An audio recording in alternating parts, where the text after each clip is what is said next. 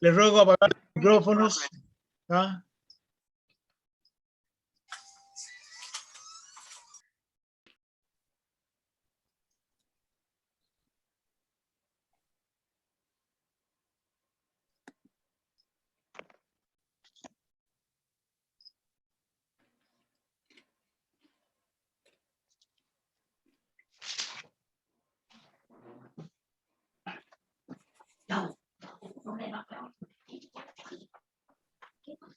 La conexión de Facebook. Te he despedido, ¿ah? Sí. Excelente.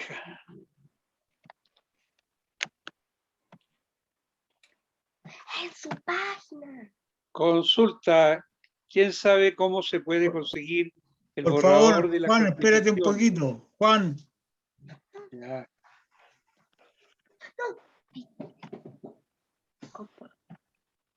Ahora. Falta San Emilio, ¿ah? Un momentito, está cargando, ¿eh?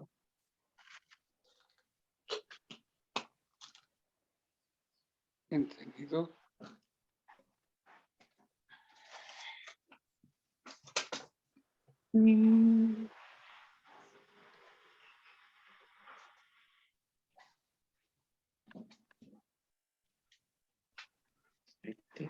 Ya. Esto. Ya. Ok. Listo. ya. Listo. Bueno, buenas noches a todos y todas. Como Corporación UTU-SACH, hoy día tenemos un nuevo conversatorio. Es nuestra profesora y académica de la Universidad de Santiago de Chile, señora o señorita Marcela Vera. Ella es economista de la Universidad de Chile, cursó su especialidad en la Universidad de Barcelona, España, diplomada en evaluación de decisiones estratégicas de la Pontificia de la Universidad Católica de Chile. Es diplomada en comunicación audiovisual para la energía renovable, la eficiencia energética y el cambio climático. En la Universidad de Alemania, doctora en Ciencias Sociales de la Universidad de Chile. Ha elaborado políticas públicas a nivel nacional e internacional, en el BID y en Naciones Unidas. También se especializa en temáticas sobre seguridad ciudadana, salud, impuestos, empleo, pensiones, minería, entre otros. Actualmente, vuelvo a insistir, se desempeña como académica de la Facultad de Administración y Economía de la Universidad de Santiago y es además vocera en Economía de la misma universidad y consultora senior de Naciones Unidas en Paz y Gobernabilidad. Bienvenida, profesora. Para continuar, debo decirle que por favor mantengan sus micrófonos apagados. Vamos a darle una cantidad de minutos, 10 o 15 minutos a la profesora para que nos haga un preámbulo de la mirada del proceso constituyente. Y después vamos a hacer pequeñas opiniones y preguntas, compañeros, pero que no sean discursos, ¿ah? Bien acotados. Pueden pedirlo levantando la mano o si no, activando el micrófono en su momento cuando hayan los espacios de silencio. Así que bienvenido a todos los compañeros y compañeras que nos acompañan. Muchas gracias por estar con nosotros en esta noche. Y profesora, yo diría que lo elemental hoy día es cómo desde el punto de vista económico, fundamentalmente, y bueno, y en general también, cómo usted ve este proceso constituyente, porque hay muchas miradas que se refieren, digamos, en principio se refieren a los nudos económicos que tendría este proceso constituyente o esta constitución. Así que la dejo a usted para que nos comente su mirada. Muchas gracias. Voy a comentarles 3 niveles, ¿ya? El primero es qué nos llevó a este proceso y cuáles son los elementos estructurales que era necesario resolver. El segundo tiene que ver con aquellos aspectos principales que guardan relación con los temas económicos.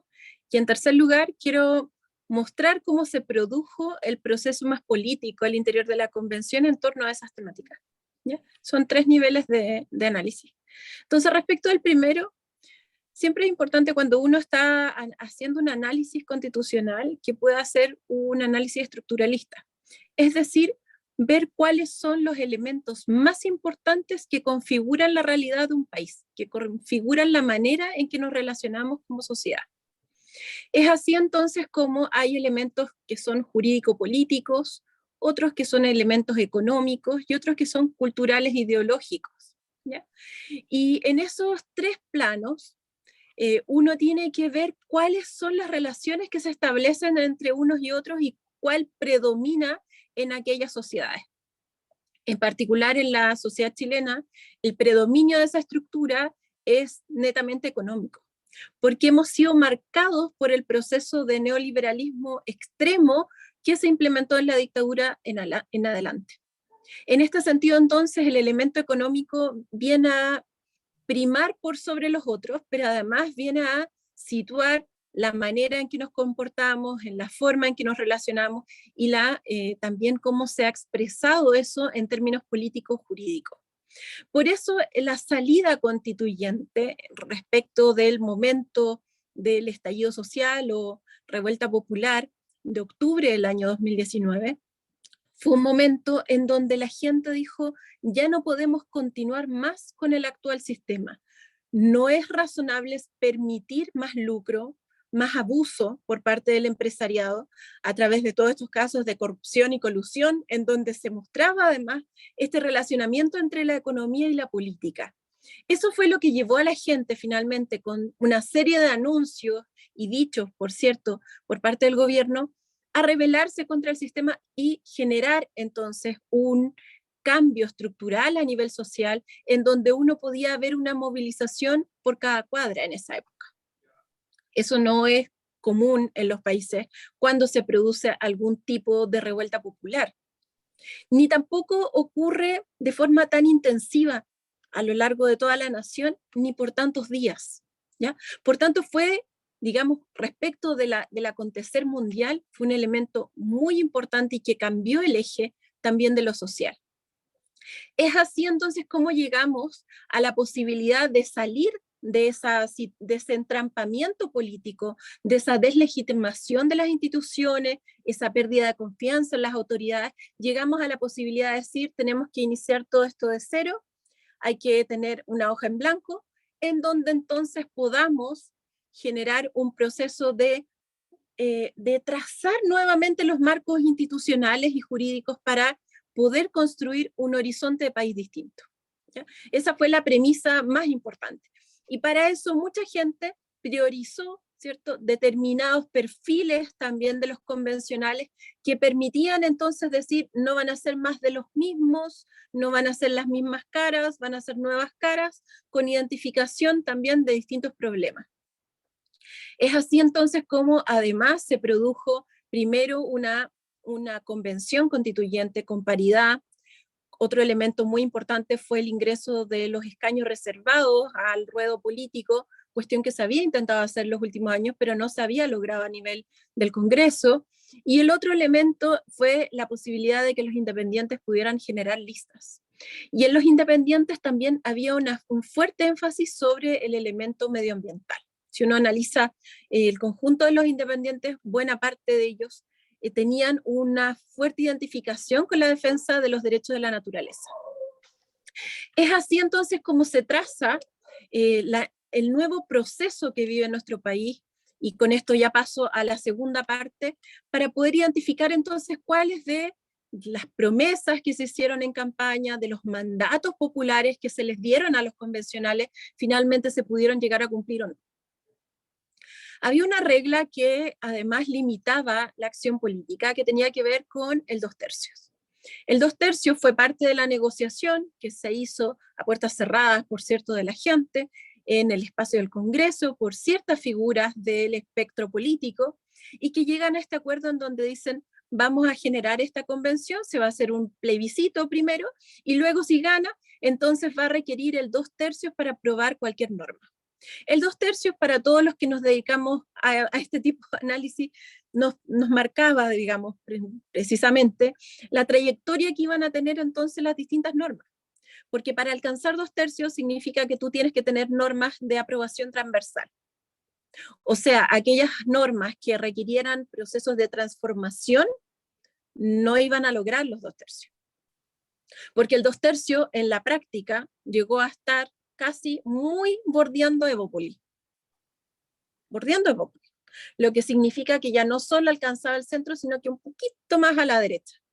Recordemos, para la gente que nos ve en algunos otros lugares, nuestro país, la configuración de derecha, centro e izquierda también es bastante relativa, ¿ya?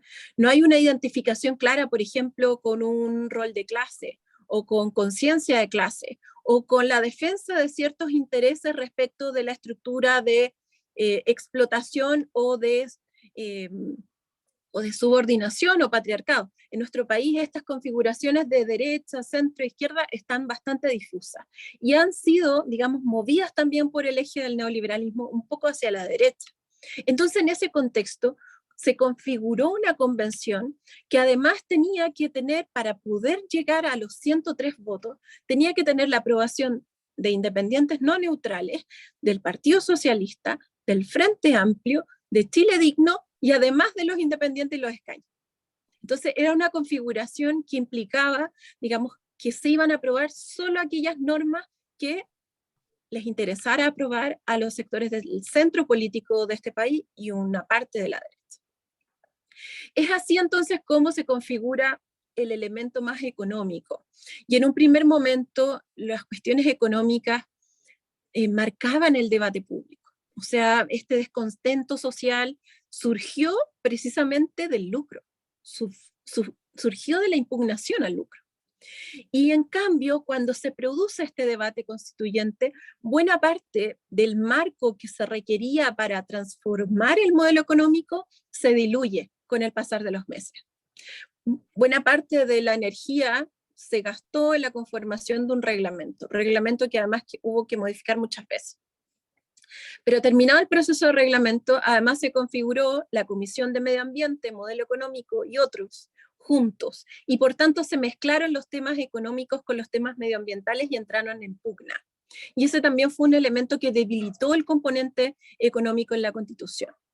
Hay muchos otros elementos que son, digamos, fuertes en esta nueva Carta Magna, por supuesto que sí, como los elementos que uno podría identificar fácilmente con la paridad, con la inclusión en la arena política, económica de los escaños reservados, con la conformación de los derechos de la naturaleza, sin duda.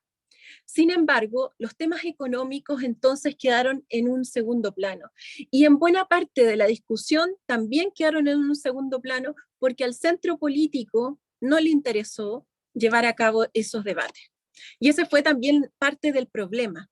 Y no le interesó porque no marcaron propuestas, porque cada vez que se presentaron normas, porque se presentaron normas de cambio del sistema económico completo.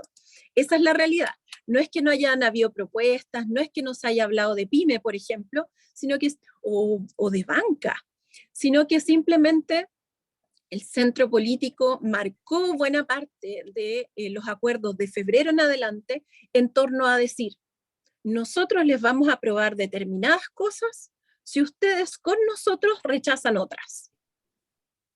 Y esa presión que ocurrió al interior se reflejó muy claramente en las normas, que va a ser el tercer elemento al cual me voy a referir más adelante. Entonces, ¿cuáles son aquellos elementos que uno podría decir como fundamentales de recordar? ¿Cuáles son entonces los elementos que hay que marcadamente revisar para poder verificar cómo nos fue en lo económico? El neoliberalismo tiene ciertas estructuras que son las más importantes cuando se implementa. Entonces, si uno quiere hacer cambios sistémicos, tienes que necesariamente abordar ese tipo de situaciones. ¿Cuáles son esos elementos? Los capitales. ¿Ya? ¿Cómo vas a normar la entrada de capitales, la salida de capitales, la conformación de la banca? ¿Cómo va a operar el sistema bancario? ¿Cómo va a funcionar en definitiva esta relación entre economía productiva y economía financiera? Otro elemento importante también es el comercio. Se van a mantener los tratados de libre comercio, se van a denunciar, es decir, se va a renunciar, se van a revisar, se van a transformar, se van a actualizar esos tratados de libre comercio. Ese era otro elemento muy importante en relación a, finalmente, cuánto queremos que Chile esté abierto en un contexto en donde muchos países desarrollados además están generando medidas proteccionistas. Vamos a mantener esta apertura indiscriminada, el modelo agroexportador, de commodity, extractivista, ¿ha permitido el desarrollo de nuestro país en términos económicos? Esas eran las preguntas que había que hacerse en torno a esas temáticas. El otro elemento tiene que ver con el mercado del trabajo. Y el mercado del trabajo fue modificado en la nueva Constitución. Y fue modificado por varios aspectos. Fue modificado primero porque se permite la negociación ramal.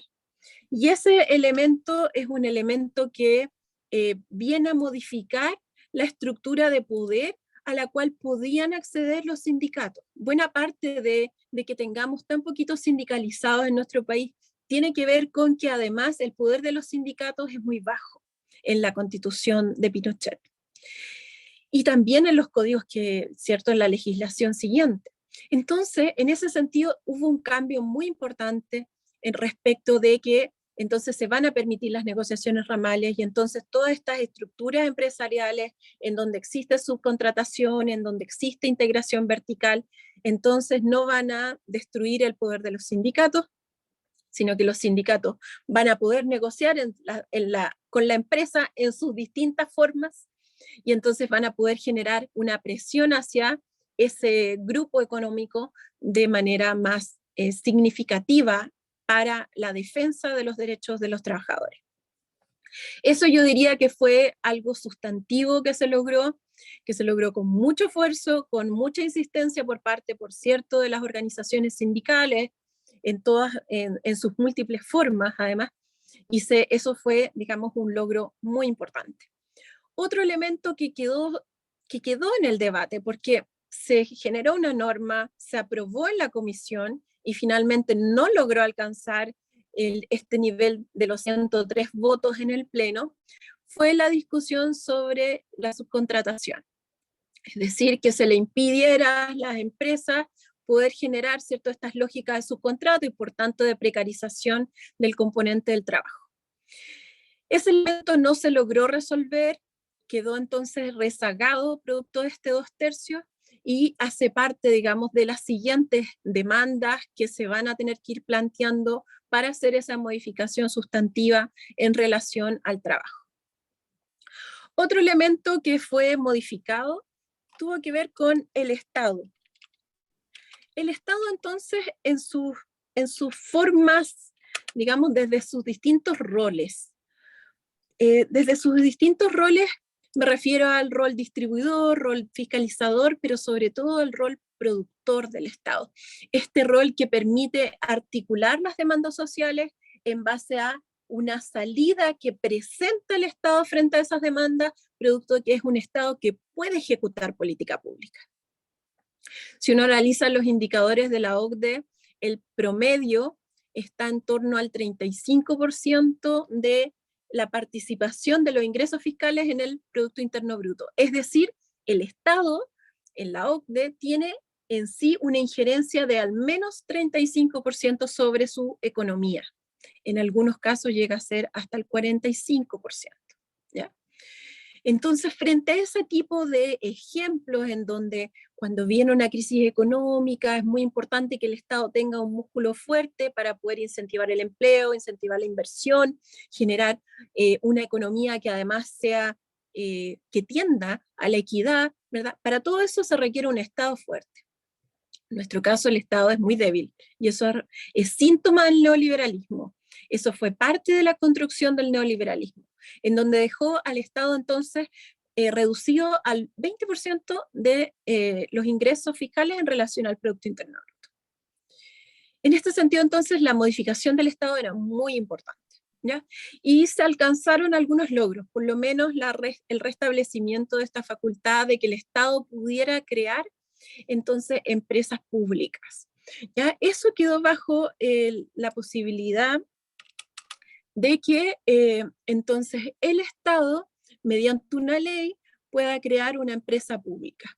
Y eso también fue algo positivo. Sin embargo, habían muchas propuestas, habían muchas normas sobre nacionalización de determinados en efecto sectores, ¿ya? Porque ¿qué le haría sentido a la gente hoy día en este proceso en donde ya para todos es evidente que existen muchas señales de colusión en el mercado del gas, en el mercado de la distribución del gas? Dado que además los precios internacionales se han disparado, dado que además el Estado tuvo la capacidad de distribuir a nivel nacional, dado que eso afecta directamente el bolsillo de las personas, ¿tenía o no sentido que se nacionalizara entonces las empresas de distribución del gas? Sí, fundamental en este periodo de tiempo, en donde además el gas, nosotros no vamos a tener reservas infinitas de gas. Y ese es otro elemento que también hay que custodiar cuando uno habla de los bienes naturales estratégicos. Entonces, en ese sentido, no se plantearon miles de propuestas de nacionalicémoslo todo, no, en realidad tenía que ver con la nacionalización de las empresas relacionadas con los minerales, con los hidrocarburos y con el agua. ¿Ya? Esas fueron, digamos, el foco principal de los procesos y de normas que se presentaron en torno a nacionalización. Todo lo demás, digamos, cabía en esta economía plural, en donde habían procesos mixtos, en donde había, por cierto, empresas privadas, cooperativas, en fin. Dicho esto, entonces, eso marcó buena parte de la agenda económica, ¿ya? Ustedes pudieron observar que de febrero en adelante también hubo entonces muchas propuestas en torno a nacionalización de la minería y los hidrocarburos. Se presentaron 2 iniciativas populares de norma que alcanzaron casi 40.000 firmas, o sea, mucho apoyo popular sobre esos temas. Si uno lo analiza como a nivel de las encuestas que hemos tenido respecto de eso, la más reciente en que nosotros tenemos acceso al menos, alcanzó un 80% de aprobación en la ciudadanía. Por tanto, es un tema que la gente lo tiene dentro de su concepción como algo relevante, sobre todo como fórmula para poder financiar todo lo demás. Porque el Estado no tiene una billetera infinita. El Estado hoy día tiene una billetera incluso más acotada que hace 5 años. Para poder generar, digamos, nuevas fuentes de ingreso, es fundamental entonces también hacer la pregunta sobre los procesos de nacionalización de la minería, que al menos se lleva 35.000 millones de dólares al año. Esa cifra incluso hay economistas que la sitúan en torno a 60.000, 100.000, 200.000 si considera uno los subproductos, valor agregado, en fin. Ese es el volumen de dinero. El presupuesto del Estado este año es alrededor de 82.000 millones de dólares. O sea, nos podría, como mínimo, cubrir un tercio, como mínimo. ¿Ya? Si nosotros además generáramos subproductos, valor agregado, si nos encargáramos de la cadena de distribución, de comercialización, en fin, podríamos llegar a una cifra infinitamente superior en relación al presupuesto actual. A lo menos el presupuesto completo. Entonces, dado eso, digamos, es como un nivel de recursos tan importante que debe ser considerado dentro de la discusión pública, porque si uno lo omite, si uno lo silencia, como ha ocurrido en los últimos 30 años, yo diría que si hay algo que, digamos, que es muy rescatable de todo este proceso constituyente es la instalación pública sobre el debate de la nacionalización de las empresas de la gran minería. Mucho surgió en la discusión pública de cuánto costaba, ¿ya? Y también apareció una cifra elaborada por uno de los profesores de la Universidad de Chile, en el Departamento de Economía, que situaba esa cifra en torno a 30.000 millones de dólares. O sea, en un año pagamos la nacionalización. En un año. O sea, es un negocio ultra rentable, en donde además Chile tiene poder de mercado. Chile es un país pequeño en términos del comercio internacional, pero en el cobre es grande, en el litio es grande.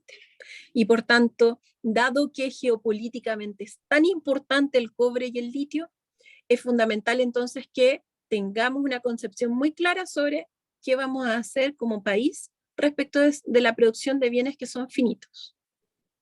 Aquí hay una cifra que es muy importante, que con esto voy a cerrar esta parte, que tiene que ver con el nivel de reservas de cobre que tenemos.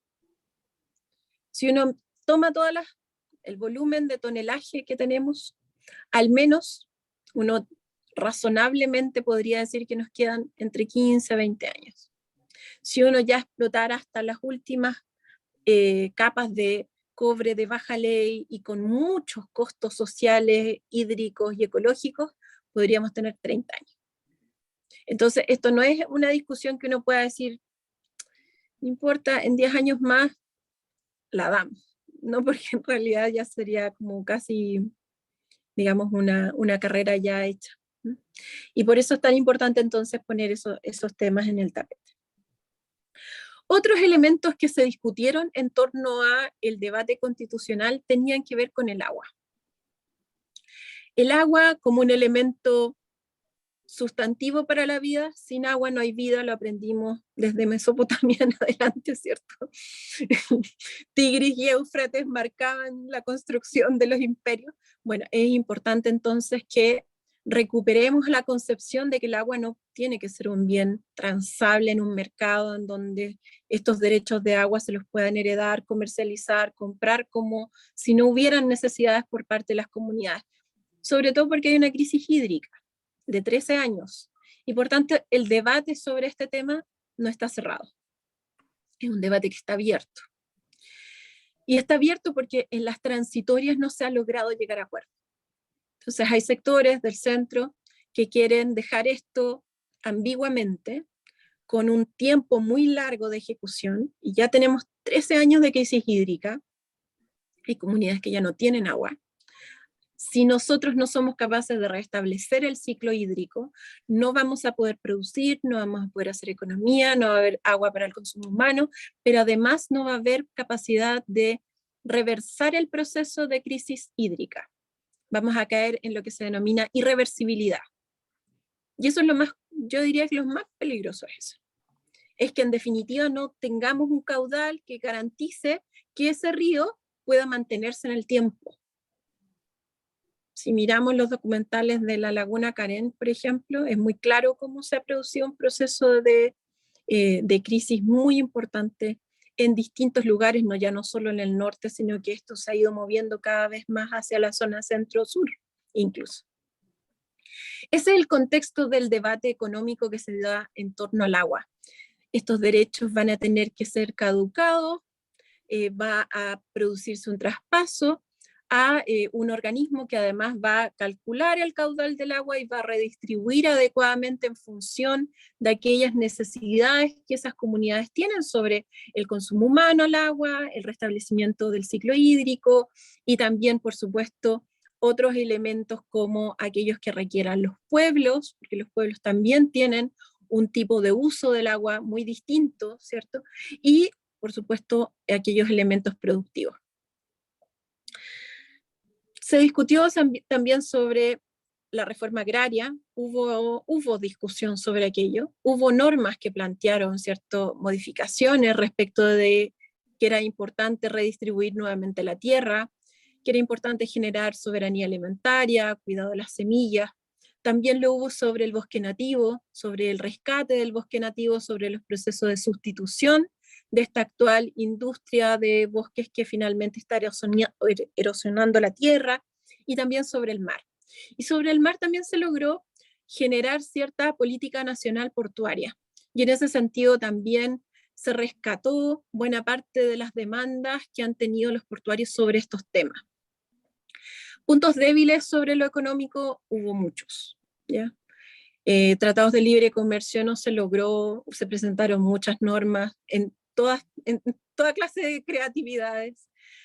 También sobre la norma de propiedad, ya hubo también como, sin mentirles, por lo menos 15 hojas de indicaciones en la nacionalización en sus distintas formas, porque de hecho la constitución dictatorial reconoce los bienes nacionales, sin embargo en esta constitución no se reconocen los bienes nacionales y eso es un problema. No se hace distinción sobre nacionalización versus expropiación, no son lo mismo. La expropiación te te pone en una tribuna en donde puede ser, digamos, llevado a tribunales internacionales, la nacionalización no.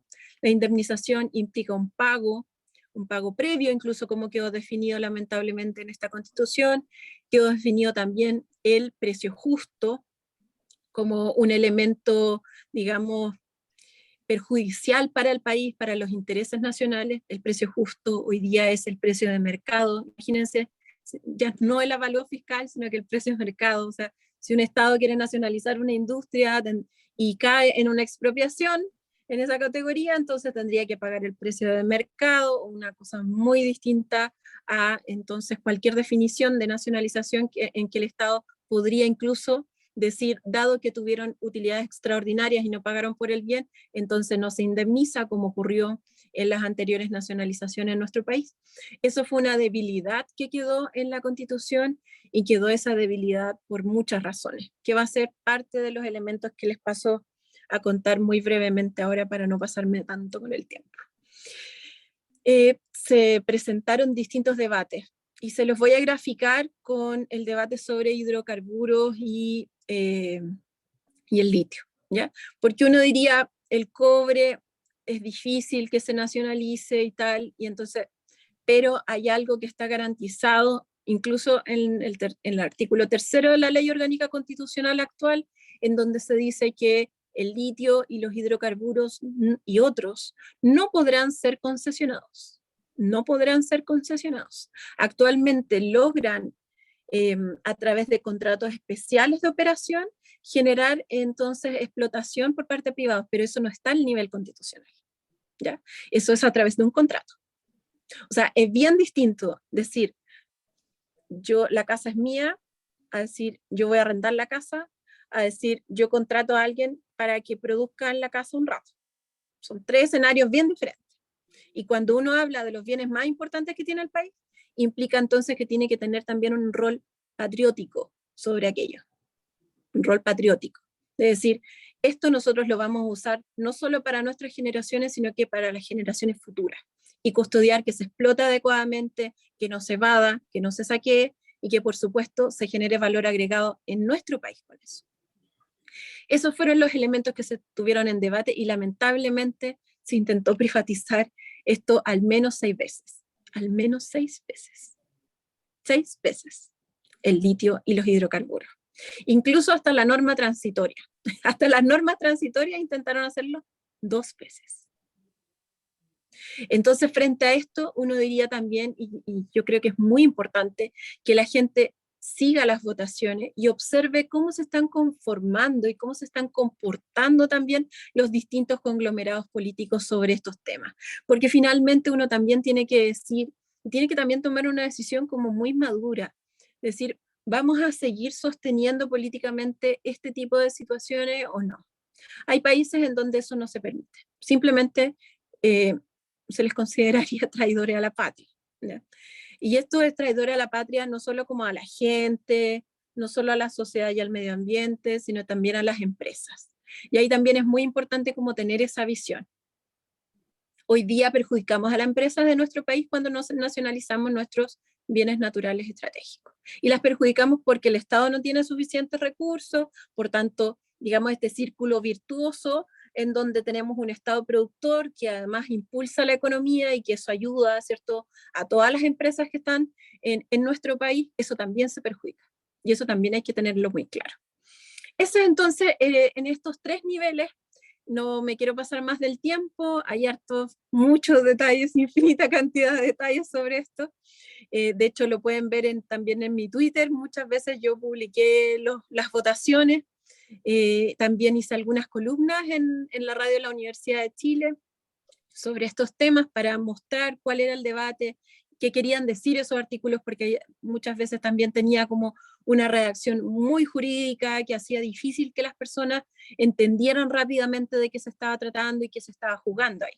Y por tanto también ahí lo pueden como revisar. Gracias. Excelente y la verdad que amplia lo que nos ha mostrado usted de todo el proceso constituyente en relación, digamos, a los temas que usted ha tocado. Vamos a entregarle la palabra a ver que algún compañero quiera hacer consulta, opinión. Me dice, Apolo. Gracias, Fernando. Estimada profesora Marcela, excelente su presentación. Lo único que no sé si votar rechazo o apruebo ahora. O sea, realmente el panorama económico que usted presenta con tanta excelencia es dificultoso. Creo que la gran tarea que teníamos era precisar recursos. Y los recursos para hacer muchas cosas, educación, salud, todos pensábamos que podía venir del cobre y el litio. Sin embargo, con esto que no se ha aprobado, nos presenta un panorama bastante complicado. Entonces ahora me pregunto, ¿cuál es el camino a seguir para doblar la mano? Porque alguien se metió aquí dentro de los constituyentes, o no entienden nada, o no quiero expresar una palabra más fea, pero realmente han hecho un trabajo pésimo en todo este tema de la economía para el país. Entonces, ¿qué cree usted, compañera? ¿Cuál es el camino a seguir? ¿Van a haber leyes? ¿Va a haber modificación a la Constitución? ¿Cuál es el camino para lograr tener un concepto de economía más claro y que nos permita desarrollar las grandes demandas que requiere este país? Esa es mi pregunta. Vamos a pedirle a la señora Leticia Álvarez que también haga la consulta para juntar las dos y ahí haga el comentario la profesora. Gracias. Hola Marcela, un placer. Perfecto. Chao. Yo te seguí el hilo, muy buena la presentación. Quiero hacer una pequeña reflexión muy cortita. Yo tengo dudas entre la revuelta y la conciencia social y política y el cambio de la Constitución, que siento que fue desde un nicho de élite. Estoy pensando en nueva Constitución. Y en ese proceso es donde creo, en esa despolitización, en la destrucción de la trama social que se provoca en 40 años, el cambio de modelo, el cambio neoliberal que tenemos cada cual, es donde prende las fakes news, el rechazo, la tercera vía, porque yo lo escucho a nivel, trabajo en un hospital a distintos niveles, desde el auxiliar de servicio hasta los profesionales. O sea, tengo la duda de si todo esto que ha pasado ha tenido también que ver con eso. Es una duda que me gustaría saber más la interna, porque de repente empezamos a escucharnos entre una élite. Nosotros somos una élite aquí, ¿ya? Entonces mi pregunta es clarísimo lo económico. Primero, yo voy a aprobar, así sea lo que sea, no me voy a quedar por la del 80, ni cagamos. Pero, como preguntó Apolo, ¿qué es el proceso? Y eso apunta el análisis. Quisiera que miras tú desde eso. Y ¿qué permitirían las leyes transitorias y posteriormente poder ir resolviendo estas temáticas? Porque, por ejemplo, en salud, que es mi área, si a un año se cambiara rajatabla el sistema, no habría cómo absorber un sistema nacional de salud, entendiendo ya lo está lo económico, para cambiar el modelo. Entonces, así hay varias cosas. Esa es la pregunta final, digamos. Mirando este escenario y la realidad, y que ya no hubo esta estructura económica, y si es posible modificarla a futuro, y en qué plazo, y qué fuerzas políticas, porque va a cambiar la estructura de diputados y territorios, ¿no? En esa lectura. Gracias. Gracias, Leticia. Profesora, la dejo. Muchas gracias, Fernando. Ya, bueno, varias cosas. ¿Qué hacer? Es importante que primero uno considere que estos son procesos, ¿sí? Este es un proceso de transformación en el país que no se va a terminar con la nueva Constitución.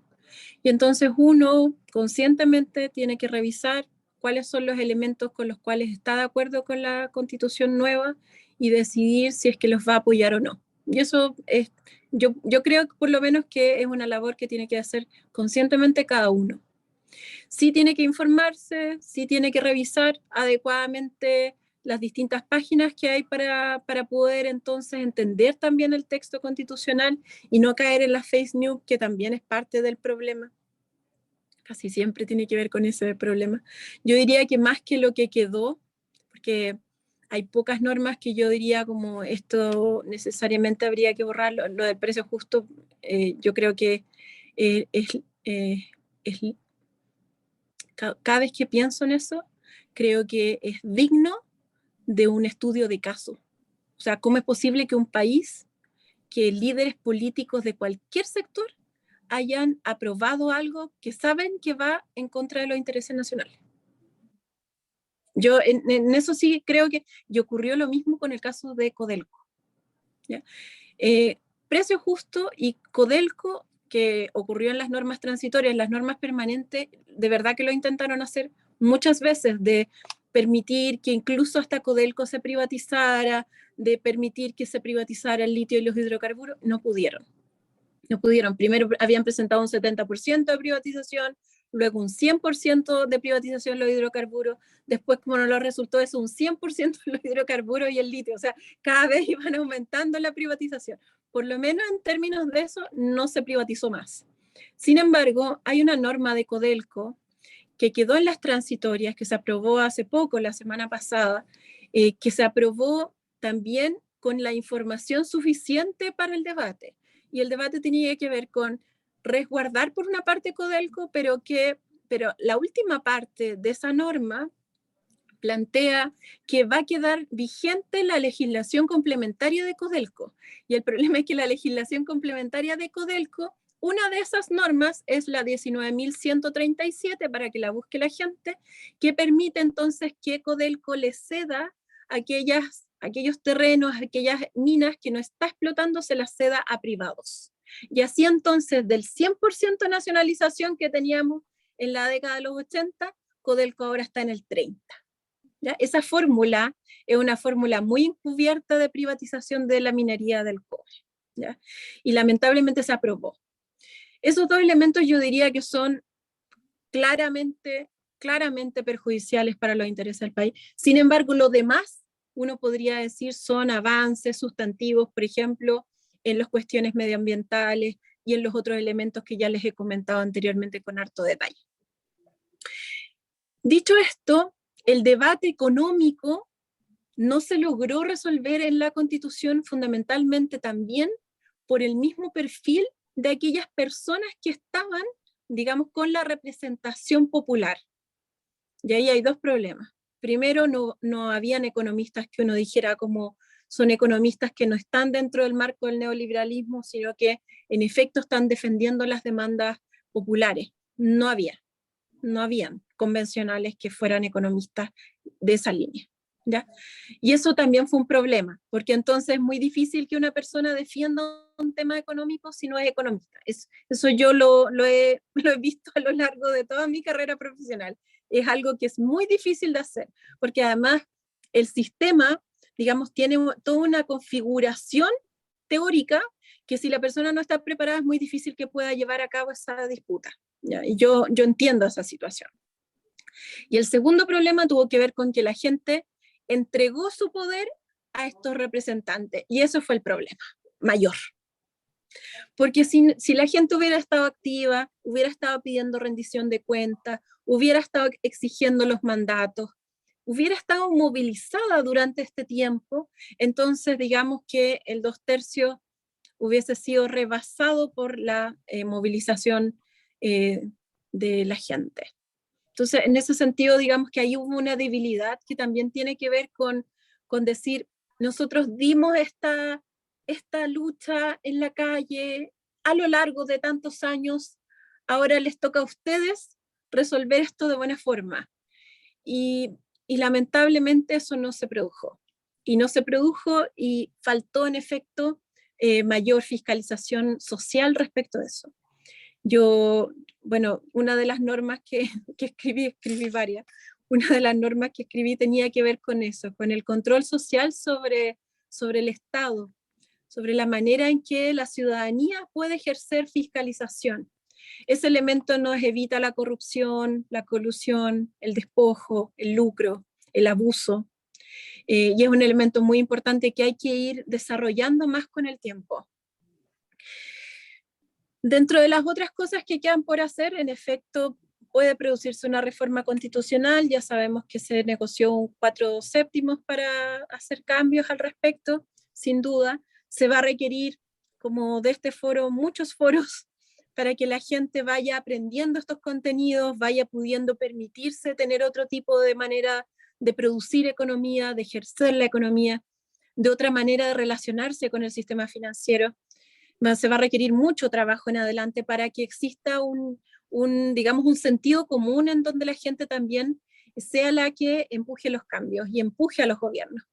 Porque buena parte de esto tiene que ver también con eso, con que las autoridades llegan al gobierno y luego, si no están lo suficientemente comprometidas con esos mandatos, entonces lamentablemente, digamos, no tienen el respaldo popular y tampoco el carácter para poder enfrentarse a las transnacionales y ocurren este tipo de cosas. Yo soy de la idea de que uno, cuando hace ese enfrentamiento, no tiene por qué generar un juego de competencia o un juego de derribamiento del opositor. Yo creo que uno puede generar fórmulas colaborativas, pero colaborativas poniendo las reglas claras desde el principio, que les permita generar un nivel de ganancia, sí, pero que sobre todo la ganancia esté pensada para el país. O sea, perfectamente, por ejemplo, una de las normas que uno diría como esto podría haber sido un avance, no era tan radical, era que el Estado tuviera posición mayoritaria de la explotación de los minerales e hidrocarburos. Posición mayoritaria. Hoy día la posición mayoritaria del gas la tienen 3 empresas. En vez de 3 empresas, que la tenga el Estado. Y otra partecita privada. Y entonces existe una transferencia tecnológica, Chile puede ir desarrollando tecnología, industria, valor agregado, y eso beneficia aún más a los distintos sectores, también a las pymes, en fin. Uno podría pensar un modelo así, estuvo dentro de las propuestas. Sin embargo, se requirió, ¿cierto?, este conjunto de fuerza social mucho más activa, porque yo creo que estos debates son de élite, sí, son de élite, pero también son populares. También se nos enseñó en el colegio que tenía que generarse valor agregado en el cobre. También se nos enseñó en el colegio, en ese colegio de barrio marginal, pobre, en ese colegio en donde se llovía, en ese colegio en donde no había ventanas para poder, y uno sentía el frío en el invierno. En ese colegio también se enseñó eso. Por tanto, yo creo que es importante que uno también como tenga consideración con la conciencia popular. Los convencionales fueron al norte y todos los con los que he hablado me relataron que toda la gente les reclamó porque no habían nacionalizado. Y no era gente de la élite, era gente popular, de un pueblo, o sea, ni siquiera de zonas como tan urbanas, o sea, súper transversal. Entonces también como uno tiene que darse cuenta de la importancia que tienen los temas y permitir que eso se canalice a nivel político. Y eso es parte de este espacio, y ahí sí, como que hay muchos que cumplimos ciertos roles que tenemos que desarrollarlos de buena forma para que eso pueda ocurrir, para que las demandas sociales tengan manera de financiarse y que el Estado no termine más destruido y que por tanto la sociedad no termine más destruida. Hay otros elementos que tienen que ver con la implementación. Hay cuestiones interesantes, la política nacional portuaria, estos cambios en fin al lucro, en la educación, en la salud, la posibilidad de que se genere un seguro único. Incluso quedó bastante ambigua la redacción en pensiones, pero a lo menos permitiría un sistema, digamos, administrado únicamente por el Estado. Lo permitiría. Se van a tener que ir haciendo esos cambios sin duda. Hay un problema estructural. Si no se hacen los cambios, en realidad lo que va a haber es descontento social. Y si hay descontento social y la gente percibe y conscientemente se da cuenta de que su situación está peor de la que estaba en septiembre del 2019, ese estallido social no va a tardar tanto. Entonces, también yo diría que las personas que son más de centro tienen que tener la posibilidad de flexibilizar también sus límites y poder permitir que ciertos cambios se realicen. Yo soy de la idea que tienen que organizarse, siempre lo he pensado así, como primero esto, después esto, de manera de que, y presentárselo a la gente, vamos a hacer este cambio primero, después este cambio. En efecto hay que construir capacidad instalada en los hospitales, entonces, pero tampoco eso implica 10 años, o sea, tú puedes construir un hospital en un periodo de tiempo corto, 2 años, 2 años y medio, si eres un buen gobierno, entonces podemos hacerlo. Entonces es importante que haya una planificación sobre qué hacer primero y qué hacer después, de manera de que la gente no salga perjudicada, que el gobierno salga perjudicado, que también la economía no se resienta, que es algo importante. Yo soy de la idea de dar certeza jurídica por la vía de darle certeza a la gente de que va a tener un buen vivir. Si no tenemos esa posibilidad, en realidad vas a tener incerteza jurídica porque lo que vas a tener es estallido social. Y eso es una realidad que en Chile es muy patente porque el nivel de soporte social es muy bajo. Entonces cualquier cosa va a ser un detonante muy fuerte, ¿ya? Y por eso también es tan relevante como hacer una hoja de ruta muy clara para que las transformaciones se realicen y no simplemente se posterguen. Eso diría yo de las dos preguntas, creo que contesté las distintas dimensiones, sobre todo la segunda, que era más extensa.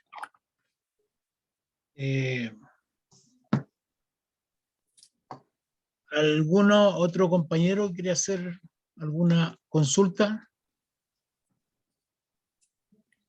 Andrés. Sí, muchas gracias. Gracias por la presentación.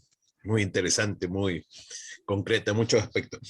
Voy a hacer un poco de abogado del diablo y hay dos afirmaciones que me parecen particularmente interesantes en lo que has dicho. Obviamente estoy de acuerdo contigo, pero voy a ser de abogado del diablo, digo. Una es donde ubicaste el centro político. Porque en tu ecuación del centro político es como raro, porque la concertación quedó como, no sé, como ya en la derecha, o sea, como que el Partido Socialista quedó en el centro. Esa fue como, me dio un poco la sensación, lo cual tú dices que es muy fluido en Chile esto del centro y tal, pero nunca el Partido Socialista ha sido centro. Y en ese sentido yo te quiero preguntar sobre el rol de los que tuvieron de la antigua concertación. Yo sé que son pocos, de Arboe, Fuachaín, no sé, y de que de alguna manera uno podría decir que eran el centro tradicional, y yo creo que parte del problema también estuvo un poco en que no estuvieran representados, y los independientes no neutrales, que uno diría, bueno, ¿cómo se corrió esto de que el centro quedó ahí medio raro? O sea, me parece un poco rara históricamente tu caracterización del centro. Y lo otro, y aquí les pido excusas porque voy a ser bien abogado del diablo, uno podría decir que el problema es que sí hubo una manifestación popular, pero para el otro lado, para el lado de lo que decía el Mercurio, de lo que decía la Tercera, lo que decían los matinales y todas esas cosas. Y esa gente estuvo bombardeando todo el tiempo. Y tú tienes toda la razón. Sí, faltó participación, cuánto tratamos del resto, pero sí hubo del otro lado. Y hubo del otro lado permanentemente. Y se percibió como una cierta manifestación popular. Obviamente es delito, obviamente es los propietarios, los medios de comunicación masivo y tal, pero sí hubo una manifestación, y lo que tú me dices me parece súper interesante, que llegan al norte y les dicen, oiga, ¿por qué no nacionalizaron? Yo probablemente me imagino que ellos dirán, oiga, pero nadie pedía eso y todo lo que pedían era lo contrario, lo que se decía era lo contrario. O sea, se vio como una manifestación popular en el otro sentido, que no era popular sino de los medios. Pero se vio una presión social, pero la presión social era del otro lado, pasando por los medios y que presionaban para su lado y los propietarios y todo eso que saben. Esas son un poco mis provocaciones. Gracias. Muchas gracias, Andrés. ¿Contesta al tiro? Sí. Sí, ok. Ya, del centro político yo mencionaba que los iba a situar en función de sus votos, ¿ya? Y en efecto hubo muy marcadas votaciones en donde incluso había gente que se dedicaba a analizar cada votación, las incluía en una planilla Excel y calculaba un índice, cosa de poder decir como quiénes votaban como más, entre comillas, hacia la izquierda, quiénes votaban entre comillas, o quiénes eran los bisagras, se les llamaba. Y en los bisagras estaban independientes no neutrales, el Partido Socialista y el Frente Amplio, ¿ya? Esos eran los bisagras. en donde uno podría decir, con esos votos se lograba alcanzar los 103 votos requeridos. Dicho esto, entonces, esta opinión es muy basada en la evidencia y en la evidencia de la convención, ¿ya? Y que tiene que ver también con la nueva entrada del gobierno, ¿cierto?, de Gabriel Boric, y cómo eso presionó también a la convención, que es el otro punto político que quiero hacer, que hayan puesto un límite de 1 año para elaborar una constitución. Es casi como algo irracional. O sea, una tesis de magíster, uno tarda haciendo el magíster 2 años a lo menos, una tesis de doctorado a lo menos 4 años, una tesis de pregrado, así la tesis más simple, muchos estudiantes tardan más de 1 semestre. Entonces, hacer una constitución, porque la primera parte se dedicó a reglamento y la segunda se dedicó, o sea, desde diciembre a esta parte, en fondo fueron como 5 meses, se dedicó a elaborar normas. 5 meses en una constitución implica que tienes una debilidad que es jurídico, técnica, de elaboración.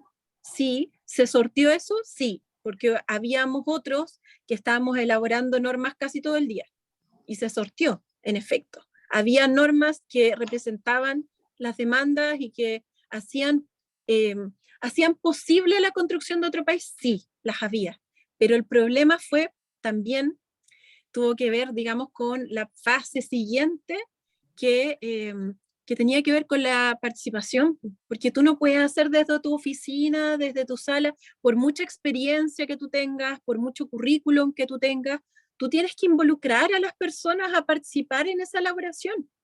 Y esa es la diferencia de una convención constituyente versus una asamblea constituyente. La asamblea constituyente permite la elaboración a nivel de las manzanas, de la comuna, de la ciudad, la región, el país. Entonces no es lo mismo decirle, mire, el artículo 2 dice que van a congelar, de las transitorias dice que van a congelar la Constitución, porque va a mantenerse vigente las normas actuales. Eso es lo que se va a votar, por cierto, la próxima semana. Ojo con eso. Artículo 2. No es lo mismo decirle a la gente así, que decirle a la gente, mire, ¿cómo vamos a construir un artículo 2? Una de las propuestas que hay es esta. Es distinto. Y no se pudo hacer eso, todo lo que quisimos, porque igual se incluyeron las organizaciones sociales, igual conversamos con todos los que nos pudimos sentar a conversar, pero con la gente, con la ciudadanía, no se pudo hacer eso. Entonces, como no se pudo hacer eso, la gente no se empoderó. La gente no estuvo al tanto lo suficiente del timing de la convención, de qué se votaba. Muchas veces ni los mismos convencionales, ¿sabes qué? Tenían una votación al día siguiente y tenías que estar revisando el semáforo hasta el documento hasta las 3 de la mañana, 4 de la mañana, te tenías que levantar a las 6 de la mañana cuando no habías terminado. Entonces, en esos ritmos era muy difícil y es producto de como yo le llamo dispositivo de control que hubo sobre la Constitución, de que tenía que terminarse digamos, al 4 de julio.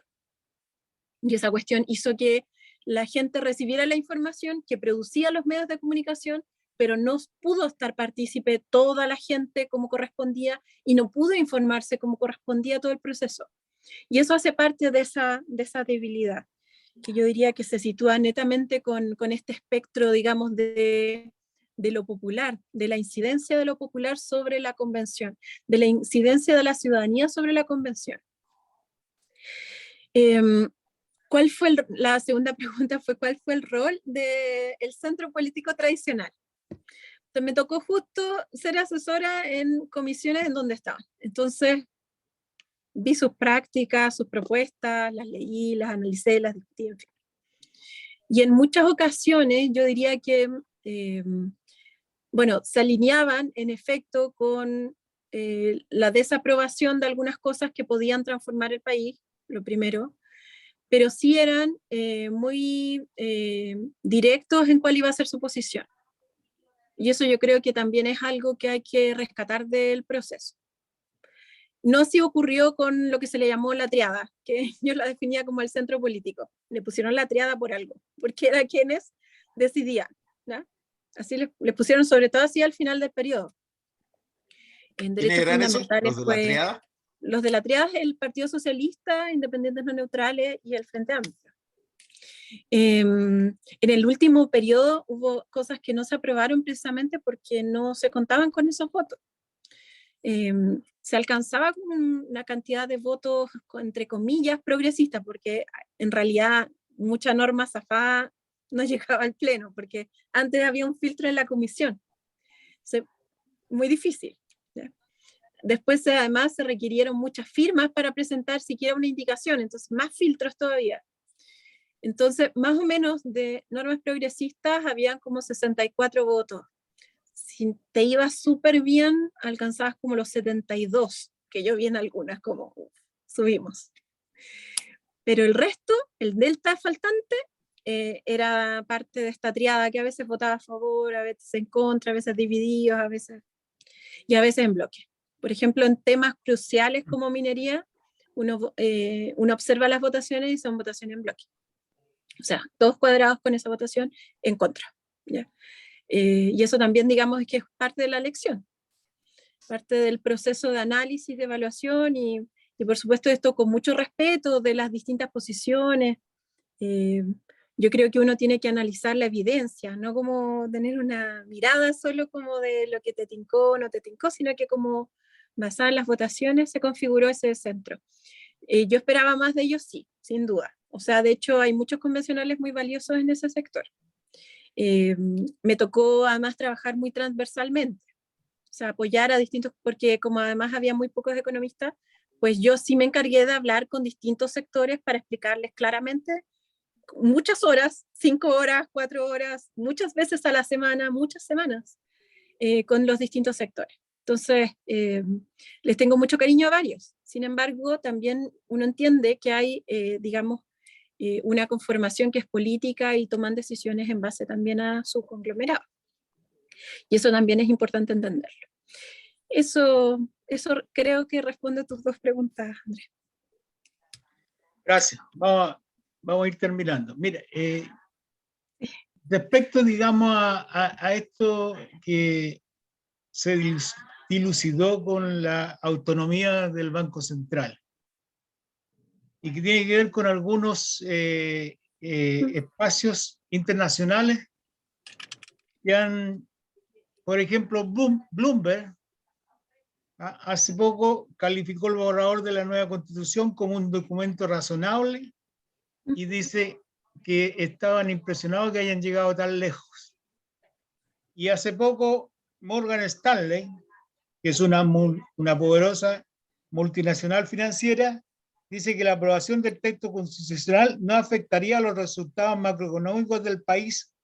En cambio, el rechazo, más incertidumbre, disminuiría la inversión.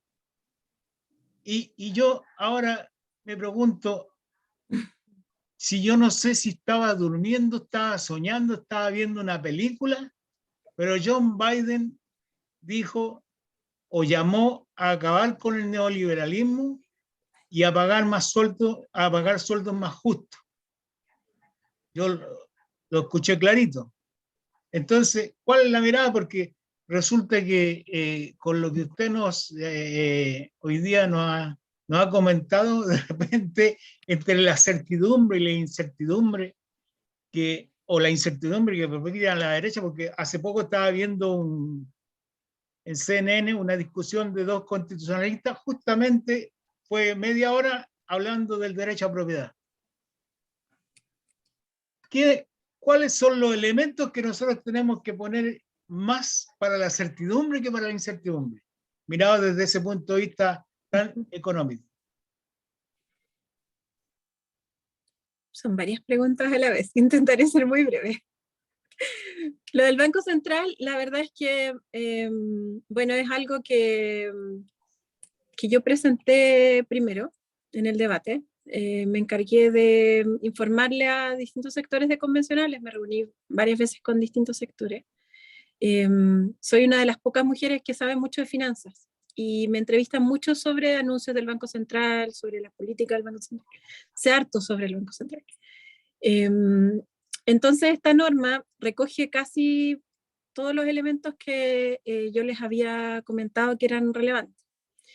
Exceptuando, por supuesto, lo de la autonomía, que no es algo menor, por supuesto, pero era algo que estaba muy zanjado. Antes de sentarse en la discusión del Banco Central, pues desde el gobierno, partiendo por el ministro de Hacienda en adelante, todos decían que iba a ser un Banco Central autónomo y que eso no estaba en discusión, ¿ya? Sin embargo, igualmente se recogió que fuera un espacio, digamos, en donde, una instancia en donde existiera una coordinación entre el banco con el gobierno. Esa instancia hoy día existe, pero no es legal. Existe un espacio en donde el gobierno se reúne con el directorio, con el consejo del Banco Central y conversa las políticas, pero no estaba, digamos, jurídicamente instaurado. Por tanto, fue un avance. Y fue un avance que quedara de esta forma para poder mejorar la coordinación, porque no puede ir la política económica por un lado y la política financiera por otro. Tiene que haber una articulación muy clara. Y eso es por lo menos lo que se logró incorporar, ¿ya? Manteniendo esta lógica de autonomía, existe esta coordinación. Hay varios otros elementos, como que ya no solo se considera la inflación, cuestión que es muy importante porque cada vez que fijan la tasa de política monetaria, esta tasa de interés, se fijan en solo el indicador de la inflación, lo vimos toda esta semana. Sin embargo, mientras más inflación, menor desempleo, si uno mira la curva de Phillips de corto plazo. Mientras más inflación, menos desempleo. Uno quiere más desempleo o menos desempleo. Menos desempleo. Entonces a veces se permite un gobierno subir un poquito la inflación para que baje un poco el desempleo. Entonces es importante que el Banco Central no solo considere la inflación, sino que también el empleo, el cuidado del medio ambiente, el patrimonio natural, porque si tú solo tienes estadísticas que te permiten ver el crecimiento y no los stocks de recursos que tienes, tú no sabes si es que en realidad estás creciendo o si en realidad estás agotando todo lo que te queda. Son elementos importantes. También sobre la configuración del consejo, que aumentara de manera de aumentar también la diversidad, en fin, y otros elementos. No me voy a explayar más en ello, pero lo dejo ahí también registrado. Respecto de hacia dónde ir, yo creo que esa discusión, Fernando, es súper importante porque en el fondo uno mira a los políticos del mundo desarrollado y ellos están en un proceso de modernización. O sea, si uno mira a la derecha Trump quería ser proteccionista. Los gobiernos de derecha del mundo implementaron políticas keynesianas, es decir, que el gasto fiscal aumentara para poder sortear la crisis y empujar a la economía. Todo eso eran políticas que estuvieron prohibidas, ni siquiera se podía hablar sobre eso. Sin embargo, en estas economías ya es algo como naturalizado. Y es porque se requiere reformular, el sistema requiere reformularse, si no es insostenible. Si también tiene que ver con un mínimo de racionalidad global.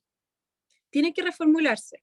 Van a reformularse y ciertos intereses transnacionales van a mantener su hegemonía, pero al mismo tiempo también va a dar sostenibilidad a que siga existiendo producción, por ejemplo. Si tú no cambias hoy día el código de agua por un consejo de cuenca y redistribuyes el agua, no va a haber agua, no va a haber minería, no va a haber agricultura, no va a haber industria, no va a haber consumo humano, y mejor dicho, no hay posibilidad de hacer economía. Entonces son cambios que son requeridos por el sistema. Y esa concepción también más modernizadora de un conjunto de actores políticos a nivel global, también debería ser incorporada como algo más natural. O sea, si uno analiza el discurso del primer ministro de Canadá versus el discurso del presidente Gabriel Boric, uno observa hay matices muy marcados. Hay matices muy marcados. Cuando le preguntan al primer ministro, él dice le preguntan sobre minería. En minería, Chile podría definir otro tipo de elementos sobre los minerales, en fin, sobre la propiedad de los minerales. Una periodista le hace esa pregunta. Y él le dice, el pueblo de Chile tendrá que resolverlo. O sea, él no dice, bueno, hay que generar un equilibrio entre la economía y la política. No, él no dice, no evade la discusión él restablece el poder en el pueblo, porque el pueblo es soberano sobre sus bienes. Entonces, ese tipo de proceso uno tiene que ser bien consciente, porque hay veces que, como que en Chile la cancha está muy rayada, con un giro muy importante hacia el neoliberalismo radical. Y hay otras versiones, por eso es importante como darse cuenta. No es que no tengamos Banco Central, tiene que haber Banco Central, pero tiene que incorporar otro elemento. No es que no haya inversión extranjera directa, sí, pero que sirva para industrializar y no que sirva simplemente para el lucro. Son cosas así, que permiten entonces generar un primer proceso de transición. Y ese proceso de transición lo tienen que conducir los gobernantes también con niveles de modernización mayores.